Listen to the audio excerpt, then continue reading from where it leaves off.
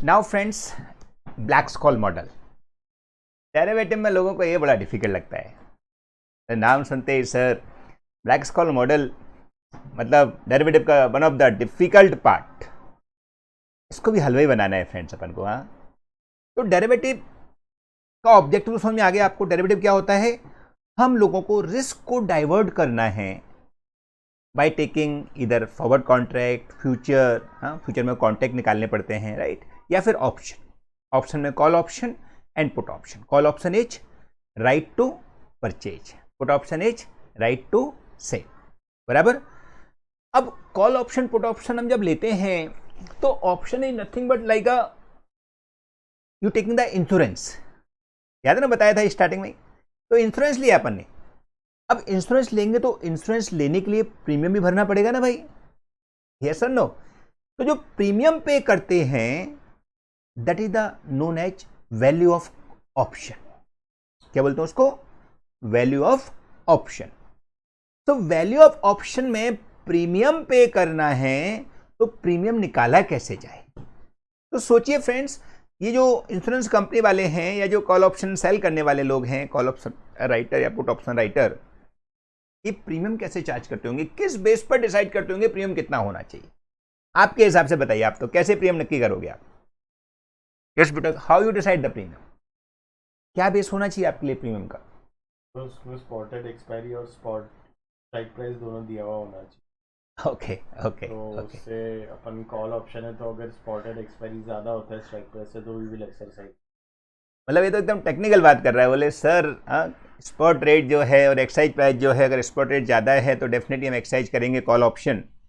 तो प्रीमियम कितना होगा? तो जब हम एक्साइज करेंगे तो हमको नुकसान होगा।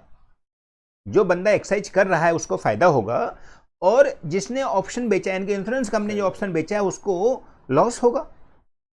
लेकिन वो लॉस अपना रिकवर करेगा, वही तो प्रीमियम है। तो हम लोगों ने कई बार निकाला है, चाहे वो बायनोमिकल ट्री हो, बायनोमिकल मॉडल हो, या फिर ब्लैक्स कॉल मॉडल, या जनरल टर्म में भी हम लोगों ने जो प्रीमियम होगा वो निकाला है कि what ever expected future loss, वो लॉस को हम लोगों को क्या करना है? रिकवर करना है। That should be the premium. एकदम सिंपल लॉजिक। तो अब वो लॉस का प्रीमियम निकाला कैसे जाए? तो हम लोगों ने कई सम किए हैं जिसके अंदर जब भी आपका ऑप्शन एक्सरसाइज हो रहा है, उस ऑप्शन एक्सरसाइज की वजह से जितना लॉस हो रहा है वो लॉस आपका प्रीमियम है, subject to time value of money, जो कि हमने बायनोमिकल मॉडल में भी किया था। फ्रेंड्स, ब्लैक्स कॉल मॉडल भी वही बोलता है कि वैल्यू ऑफ कॉल ऑप्शन निकालने के लिए मैं फॉर्मूला बताता हूं सर। आप लोग खाली इतना देखते हो एक्सपेक्टेड लॉस, बट लॉस के साथ में और भी चीजें देखिए। इसलिए बायनोमिकल ट्री ने जो ब्लैक्स कॉल मॉडल है उसने आपको डिफरेंट डिफरेंट आइडियाज दिए। वो बोलता है कि सर खाली difference between your spot price and strike price is not all loss. इसके साथ में आपको टाइम वैल्यू ऑफ मनी को भी कंसिडर करना है। इसके साथ में आपको एक उसने फैक्टर और ऐड किया है, ND1 ND2, उसको भी ऐड करना है। तो फ्रेंड्स, उसने अपना फॉर्मूला क्या बना के तैयार किया है कि blacks call model value of call option निकाल के दे रहा है, बट कैसे? जो एक्सपेक्टेड लॉस होने वाला है, जो कि सामने वाले को लग रहा है कि मेरे को फ्यूचर में इतना लॉस हो सकता है जब मैं इंश्योरेंस दे रहा हूं, तो उतना लॉस मैं सामने वाले से रिकवर कर लूं अभी एक्सपेक्टेड बोल के। तो वो पैसा हमसे आज लेगा, इसलिए उसको डिस्काउंटेड भी करना पड़ेगा, इसलिए डिस्काउंटिंग फैक्टर का मल्टीप्लाई भी किया जाता है, राइट। तो उसको हम e का पावर -x के थ्रू शो करते हैं, राइट। तो फ्रेंड्स, हमारा फॉर्मूला क्या बन जाना चाहिए? ये देखिए, हम यहां पर एक सिंपल वे में आंसर लिखें तो वैल्यू ऑफ कॉल ऑप्शन के लिए हम normally strike price, spot price sorry, minus strike price, इन दोनों का डिफरेंस हमारे लिए नॉर्मली लॉस होता है अगर कॉल ऑप्शन है तो। कौन सा ऑप्शन है? Call option. किसको लॉस है? ऑप्शन सेलर को। प्रॉफिट है ऑप्शन बायर को। तो जो ऑप्शन सेलर है वो डिसाइड कर रहा है कि जितना मेरा एक्सपेक्टेड लॉस है, what ever expected loss I will charge for that, बराबर। तो अभी spot minus strike price, spot S symbol है, स्ट्राइक प्राइस एक्स सिंबल है, उन दोनों में ये क्या करता है? ब्लैक्स कॉल बोलता है कि सर एस के साथ में ND1 और ले लीजिए, माइनस एक्स जो है वो हमको आज मतलब प्राइस देनी है, इसके हिसाब से इसको डिस्काउंटेड कर दीजिए, तो इनटू ई का पावर माइनस एक्स। ई का पावर माइनस एक्स होता है continue discounted risk free rate of return. इसकी वैल्यू क्वेश्चन में ही दी रहेगी, अदरवाइज इसको डेली निकालना थोड़ा डिफिकल्ट होता है, इसलिए हम निकालते नहीं हैं, क्वेश्चन में ही दिया रहेगा। और फिर फर्दर ND2, यानी क्या फॉर्मूला बनाया ब्लैक-स्कॉल मॉडल ने, s माइनस एक्स के साथ में उसने क्या रखा है, जो ये फॉर्मूला है उसके साथ उसने क्या रख दिया, ND1 एक्स्ट्रा ऐड कर दिया और e का पावर माइनस एक्स करके उसको डिस्काउंटेड कर दिया, जो कि फ्यूचर की स्ट्राइक प्राइस है, आज की वैल्यू क्या होगी उसमें लेके आ गए। और साथ में ND2 एक्स्ट्रा, एक जो उनको एक्स्ट्रा में नेचुरल लॉगरिथम बोलो या जो उनको एक्स्ट्रा ऐड करना है वो अपने हिसाब से उसने ऐड कर दिया है। अदरवाइज फॉर्मूला तो हमारा s माइनस एक्स ही बराबर है। Yes sir. अब D1 कैसे निकालेंगे, तो पहले ND1 से पहले D1 निकालेंगे। D1 कैसे निकालना है, तो इसके लिए फॉर्मूला होता है IN, बताओ फॉर्मूला क्या होता है, IN S अपॉन एक्स बराबर प्लस एक्स्ट्रा देना है R plus standard deviation square upon 2 into time factor और whole divided by standard deviation root of time factor. अब स्टैंडर्ड डिविएशन बोले क्वेश्चन में दिया रहेगा, R क्वेश्चन में दिया रहेगा, हमको नहीं दिमाग लगाना है, बराबर है। तो अब T जो है वो क्या होगा, बोले टाइम फैक्टर बट ईयर में प्रोपोर्शनेट, ठीक है। तो यहां पर S4 हो गया स्पॉट प्राइस जो कि आज का भाव है, X हो गया स्ट्राइक प्राइस जो कि फ्यूचर में एक्सरसाइज करने के लिए है, R हो गया risk free rate of return, question में दिया रहेगा, स्टैंडर्ड डिविएशन रिस्क होता है, दिया रहेगा क्वेश्चन में, T मतलब टाइम फैक्टर होता है जो कि ईयर के बेस पर निकाला जाता है। Okay yes sir. चलिए नाउ ND1 निकाल देंगे, D1 निकाल देंगे, फिर D2 निकालेंगे। D2 में क्या होता है फॉर्मूला, बोले D1 माइनस जो D2 में हमने डिनोमिनेटर लिखा है उसका वैल्यू, तो स्टैंडर्ड डिविएशन अंडर रूट में T, तो क्या बन जाएगा, D2 बन जाएगा। D1 आ गया, D2 आ गया, अब ND1 निकालेंगे। अब देखो प्रोसेस थोड़ा बड़ा है, कोई बात नहीं, D1 D2 आने के बाद में अपना आंसर बहुत हद तक हमारे पास आ चुका है। ND2 वैल्यू कैसे निकाली जाएगी, तो D1 का वैल्यू प्लस इसको जेड टेबल में देखेंगे जिससे हमको ND2 की वैल्यू मिलेगी। जेड टेबल 99% केस में क्वेश्चन में दिया रहेगा, वो टेबल यूज कर लेंगे, फिर ऐसे ही ND2 की वैल्यू निकाल देंगे, और जब वो भी टेबल कैसे निकलेंगे, D2 की वैल्यू प्लस जेड टेबल को यूज करके वैल्यू निकालेंगे, और लास्ट में जो स्टार्टिंग फॉर्मूला लगाया हुआ है अपन ने, value of call option equal to spot price into ND1 minus strike price into e का पावर माइनस एक्स और इंटू ND2। ND1 ND2 ऊपर निकाल ही दिए हैं, ये अप्लाई कर देंगे वापस से, वैल्यू ऑफ कॉल ऑप्शन आ जाएगा एच पर ब्लैक-स्कॉल मॉडल। क्लियर है। तो फ्रेंड्स जो हम वैल्यू ऑफ कॉल ऑप्शन निकालने में अभी तक जो करते आए हैं वैसा ही ब्लैक-स्कॉल मॉडल में है, खाली ब्लैक-स्कॉल मॉडल में उसने एक्स्ट्रा में क्या रखा है, टाइम वैल्यू हमारी कंसीडर किया है जो हम भी करते हैं, एक्स्ट्रा में ND1 ND2 है बस। अब ND1 ND2 क्या है फ्रेंड्स, होने को बहुत लंबा चौड़ा किस्सा है, नेचुरल लॉगरिथम के बारे में बहुत सारा कुछ बताया हुआ है, बट हाल फिलहाल हम इतना समझ लेते हैं कि ND1 निकालने के लिए उसने एक फॉर्मूला दिया है, पहले D1 निकाल दीजिए, उसके बाद ND1 की वैल्यू जेड टेबल में देकर निकाल लीजिए, फिर ND2 की वैल्यू निकाल दीजिए, D2 की वैल्यू निकाल दीजिए, उसका भी ND2 की वैल्यू जेड टेबल में लगा के निकाल दीजिए, और फिर दोनों का डिफरेंस जैसे निकालते हैं, spot price minus strike price become the value of call option H पर ब्लैक-स्कॉल। ओके नाउ फ्रेंड्स आपको बता दें कि ब्लैक-स्कॉल मॉडल की वैल्यू निकालने के लिए क्वेश्चन में 90% केस में लिखता नहीं है वो कि आपको ब्लैक-स्कॉल मॉडल फॉलो करना है, वो खाली बोलेगा find the value of option, लेकिन इंफॉर्मेशन इतनी सारी दी रहेगी जिससे आपको समझ आ जाएगा कि ये सारी इंफॉर्मेशन ब्लैक-स्कॉल मॉडल में यूज होने वाली है।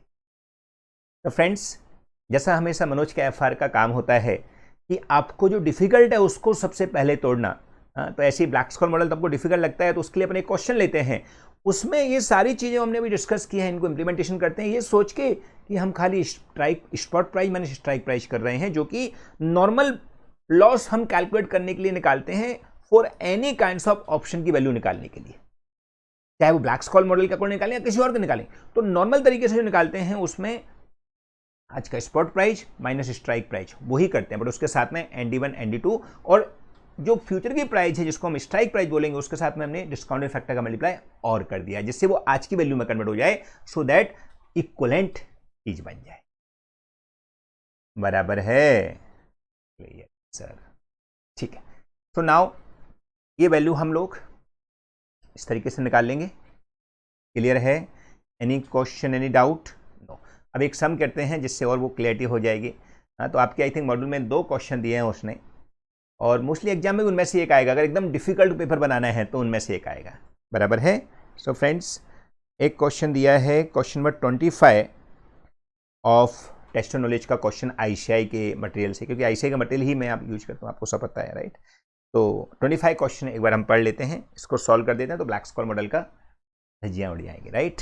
ठीक है। From the following data for certain stock find the value of call option. ये देखिए, Black Scholes model value of call option ही निकालता है, याद रखना।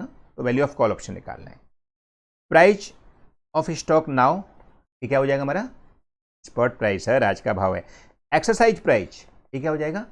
स्ट्राइक प्राइस, हाँ, हमने जिस पर नक्की कर रखा है। Standard deviation of the continuously compounded annual return, ये जो है वो 0.4 दिया हुआ है।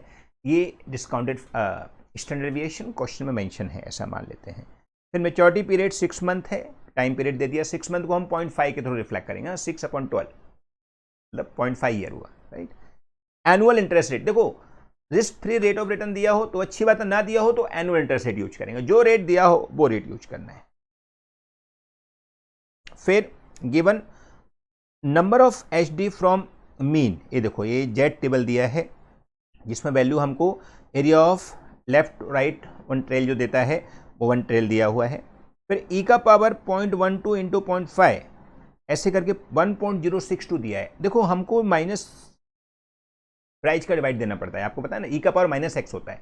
अगर E का पावर +x होता तो वो continue compounded risk free return होता। अब ये कंपाउंडेड वैल्यू दिया उसने, कंटिन्यू कंपाउंडेड, क्योंकि 1 से ज्यादा है तो डिस्काउंटेड में कन्वर्ट करना है तो 1 कर देंगे, बराबर है कि नहीं? लेकिन यूज कंटिन्यू कंपाउंडेड ही करना है, क्योंकि उसने दिया है E का पावर +x। ये देखिए यहाँ पर उसने कहीं माइनस नहीं लगाया, अगर माइनस लगाया होता तो -x होता हो, -x होता, ये वैल्यू अपने आप हमारी 1 से कम होती, डिस्काउंटेड वैल्यू हो, बराबर? Yes sir. फिर ये नेचुरल लॉगरिथम की वैल्यू दिया हुआ है IN 1.06, तो अपने आप याद रखने का, ये IN 1.066 अपने ND1 D1 में कहीं ना कहीं आएगा, तो हमको वैल्यू रेडीमेड दे रखी है उसने, बराबर? चलो फ्रेंड्स, सॉल्व करेंगे। Answer to question number 25, always right in exam like this only friends. Answer to question number 25, page number क्या है? 9.72।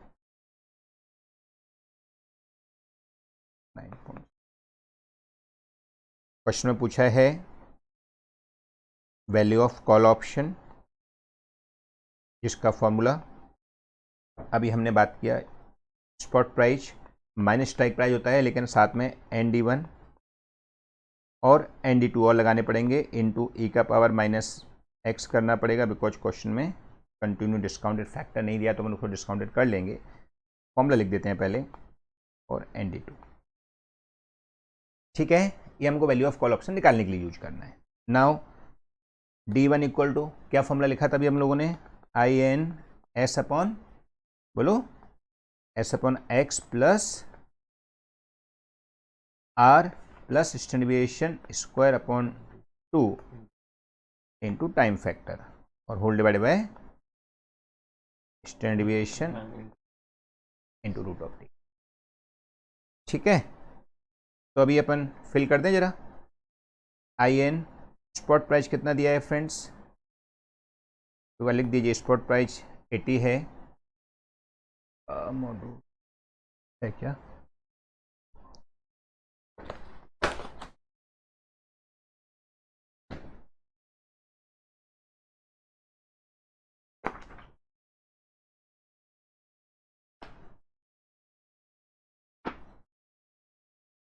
यहाँ पर क्या है फ्रेंड, जो अमाउंट दी है पहले एक बार इन्फॉर्मेशन भी फिल हो जाएगी तो अच्छा रहेगा, तो फिल कर दीजिए सारा data.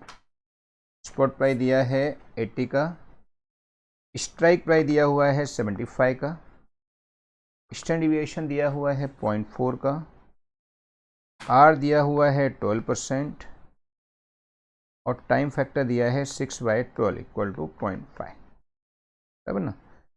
Therefore D1 equal to IN 80/75 बराबर, प्लस कितना हो जाएगा R 0.12 plus standard deviation 0.4 square upon 2 और 6/12 यानी कि 0.5 whole divided by standard deviation 0.4 upon 0.5। Therefore 80 divide by 75 IN 1.0667 plus 0.12 plus 0.4 का square divided by 2.08 into 0.5 whole upon 0.5 का under root into 0.4 0.2828। Therefore IN 10667 की वैल्यू हमको शायद क्वेश्चन में दी है, ये देखिए, ये बोले थे ना आपको IN वैल्यू दिया है, मतलब समझ जाने के आई अपन को काम आने वाला है। तो 0.0646 0.0646 बराबर, देन प्लस 0.12 और ये ऐड हो जाएगा और 0.5 का मल्टीप्लाई हो जाएगा तो कितना आता है पूरा ऐड करके लेस करके 0.12 प्लस 0.08 इंटू 0.5 0.10 बराबर अपॉन 0.2828। क्लियर हो गया। नाउ देयरफॉर ये वैल्यू निकाल देंगे अभी अपन, प्लस 0.046 डिवाइड बाय 0.2828, तो D1 की वैल्यू आ गई हमारी 0.5820 बराबर। D आ गया तो D1 आ गया तो D2 निकाल दें अभी। D2 इक्वल टू क्या होता है, D1 माइनस बोलो स्टैंडर्ड डिविएशन T। हाँ, जो D1 का डिनोमिनेटर है वो हमारा ये हो जाता है, तो 0.5820 माइनस स्टैंडर्ड डिविएशन 0.4 0.5 0.05 0.5820 माइनस ये आया था 0.2828 राइट, 0.28 इक्वल टू माइनस 2828, तो 0.2992 ये हमारा D2 की वैल्यू आ गई। अब D1 D2 की वैल्यू आ गई तो ND1 ND2 की वैल्यू निकाल देते हैं। तो लिखिए देयरफॉर ND1 इक्वल टू क्या हो जाएगा, D1 की वैल्यू 5820 और उसमें n और लगा देना है, माने जेट टेबल यूज करके n की वैल्यू और ऐड कर देनी है। अब जेट टेबल यूज करने के लिए फ्रेंड्स हमको देखो उसको देना पड़ेगा कि जेट टेबल में 0.58 है क्या। तो देखिए ये जेट टेबल दिया है फ्रेंड्स क्वेश्चन के अंदर, यहाँ पर ये जेड की वैल्यू है ये सारी, और इनके आगे हमको वन टेल यूज करना है। वन टेल मतलब वन में से ये सब माइनस करना है, बाद में आंसर आ जाएगा तब, ठीक है। तो अभी हमको 58 की वैल्यू चाहिए, 0.58 ही है ना, यस 0.58 की वैल्यू चाहिए। तो यहाँ पर हमारे पास फ्रेंड्स 0.55 है और 0.60 है, लेकिन वैल्यू हमको चाहिए 0.58 की, तो इसका मतलब 55 और 60 के बीच में ही रहेगा कहीं ना कहीं वो। तो what we do, we apply the interpolation. तो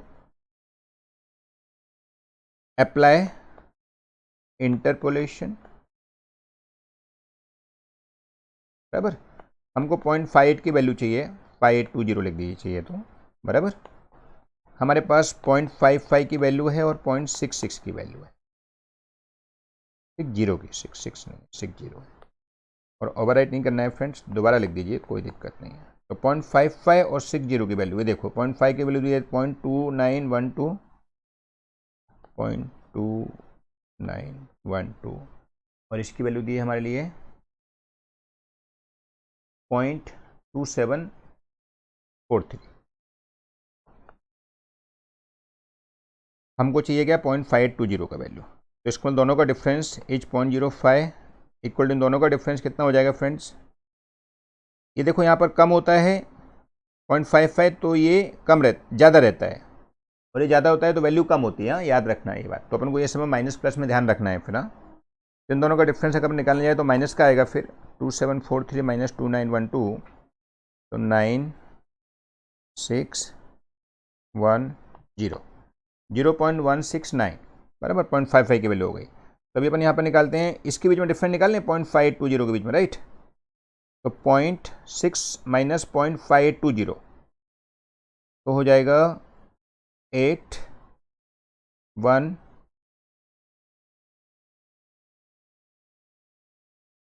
0.0, राइट। तो 0.018 तो वैल्यू कितनी हो जाएगी वो हम निकाल देते हैं। तो फ्रेंड्स 0.0169 डिवाइडेड बाय 0.05 इंटू 0.018 तो वैल्यू जाती है 0.0061 बराबर। देयरफॉर 5820 इक्वल टू हो जाएगा, ये जो वैल्यू आई इसमें ऐड हो जाएगा राइट, 0.2743 में ये ऐड हो जाएगा क्योंकि हमको 0.58 पे पहुंचना है। 0.0061 प्लस 0.2743 तो वैल्यू जाती है friends therefore D1 and D1 1 minus 0.2804। ये 0.21 माइनस क्यों किया है, क्योंकि आपको ND1 की वैल्यू निकालना है तो 1 माइनस करना ही पड़ता है जेड टेबल के लिए। तो देयरफॉर ND1 इक्वल टू हो जाएगा हमारा 1 माइनस कर दो तो 0.7196 ND1 की वैल्यू आ गई, परफेक्ट। ऐसे ही अभी ND2 की वैल्यू निकाल दीजिए फ्रेंड्स। ND2 की वैल्यू, D2 की वैल्यू हमको आई थी 0.2992। देखो फ्रेंड्स इसमें बड़े बड़े रूल भी हैं, ऐसा नहीं है, लेकिन मैं आपको क्या चाहता हूं एग्जाम में कैसे परफॉर्म करना है, क्योंकि ये जो ब्लैक-स्कॉल मॉडल बनना है उसमें सारे फैक्टर कवर करके कॉल का प्रीमियम निकलवाना है। तो कॉल ऑप्शन का प्रीमियम निकालना is one of the very big thing यार।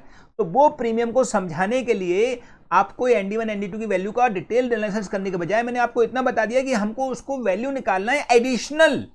नॉर्मली फॉर्मूला एस यानी कि strike spot price minus strike price होता है, बराबर है। तो उसमें खाली एक्स्ट्रा निकालना है ND1 ND2, क्योंकि उसने नेचुरल लॉगरिथम को यूज करके वैल्यूशन निकालने का कोशिश किया है, ठीक है। तो अभी 0.2992 को अपन और 0.30 भी बोल सकते हैं। तो जेड टेबल में क्या 0.30 की वैल्यू दी है, एक बार जरा चेक कर लीजिए फटाफट। यस, ये देखिए यहाँ डायरेक्ट वैल्यू दी है फ्रेंड्स 0.3821। तो ND2 0.3821 ये था ना, 0.3821 परफेक्ट। देयरफॉर ND2 की वैल्यू 1 माइनस 0.3821 तो 1 माइनस और कर दो इसमें से फ्रेंड्स, 1 माइनस 0.3821 तो 0.6179 तो अपना ND1 आ गया फ्रेंड्स 0.7196, ND2 आ गया 0.6179। ये एक्स्ट्रा निकालना पड़ा, अदरवाइज हमारा वैल्यू ऑफ कॉल ऑप्शन वैसा ही निकाला है जैसा हम निकालते हैं S माइनस एक्स, बट साथ में क्या लाना है ND1 e का पावर माइनस एक्स और इंटू ND2, बराबर है। स्ट्राइक प्राइस हमारा 80 रुपये का था, ND1 की वैल्यू आ गई देखो इंटू 0.7196 माइनस स्ट्राइक प्राइस था हमारा 75, राइट। स्पॉट प्राइस 80 का था, स्ट्राइक प्राइस इतने का था, और e का पावर माइनस एक्स जो है उसने नहीं दिया है बल्कि प्लस एक्स दिया है, तो उसको 1 अपॉन कर देंगे। तो 1/1.062 1/1.062 बराबर, और फिर इंटू ND2 कितना है 0.6179 देयरफॉर ये जो हमारी वैल्यू निकली है इंटू 80 कर दीजिए, तो 57.57 माइनस, अब ये 1 डिवाइड बाय 1.062 करके इसका डिस्काउंटेड फैक्टर निकाल देते हैं, तो 75 into 0.9416 into 0.6179, therefore 57.57 minus into 75 into 0.6179, 43.64, therefore value of call equal to minus 57.57, 13.93, or we can say 14 rupees also, बराबर है। तो फ्रेंड्स ये है ब्लैक्स कॉल मॉडल। इजी है कि नहीं? क्योंकि फ्रेंड्स देखो थोड़ी चीज याद रखनी पड़ती है, 90% कॉन्सेप्चुअल होती है, 9% याद रखनी होती है और 1% आउट ऑफ फ्लेवर्स होती है। मनोज के एफआर का रूल है, क्योंकि हमको वो 90% में स्ट्रांग बनना है, वो 1% के चक्कर में ऐसा नहीं सोचना है कि भाई हमको वो चीज आती नहीं। अब यहां पर हमको लगा कि थोड़ा याद रखना है, तो हमने याद रखने की बात कर ली। ND1 ND2 की वैल्यू याद रख लेंगे, वो उसने बोला है इसलिए क्योंकि ब्लैक्स कॉल मॉडल में बहुत बड़ी बड़ी चीजों को उसने अप्लाई किया है, तो उसके हिसाब से वैल्यू निकालने में ये सिस्टम बन जाता है। एंड फ्रेंड्स आपको वैल्यू ऑफ कॉल ऑप्शन ही निकालनी है, नथिंग एक्स्ट्रा। बस वैल्यू ऑफ कॉल ऑप्शन जो अभी तक हम निकालते आ रहे थे, जैसे हमने स्टार्टिंग में निकाला था, आपको याद हो तो क्वेश्चन 18 के अंदर वहां पे हमने वैल्यू ऑफ कॉल ऑप्शन कैसे निकाला था, विदाउट डिस्काउंटेड फैक्टर। वहां हमने डिस्काउंटेड फैक्टर भी यूज नहीं किया था, आपको याद होगा क्वेश्चन 18 जिसमें वो प्रोबेबिलिटी वगैरह दिया था। लेकिन बाद में हमको discounted factor, interest rate, risk free rate दिया उसने, हमने वो भी यूज किया। अब यहां पर उसने नेचुरल लॉगरिथम भी यूज करने को दे रखा है और ये भी दे रखा है, तो हमको क्या करना है, समझ जाना है कि भाई सब कुछ यूज करना चाहता है मतलब ब्लैक्स कॉल मॉडल लगाना है। Okay, any question, any doubt friends? Blacks call model हल हो गया ना? यस, आगे बढ़ते हैं।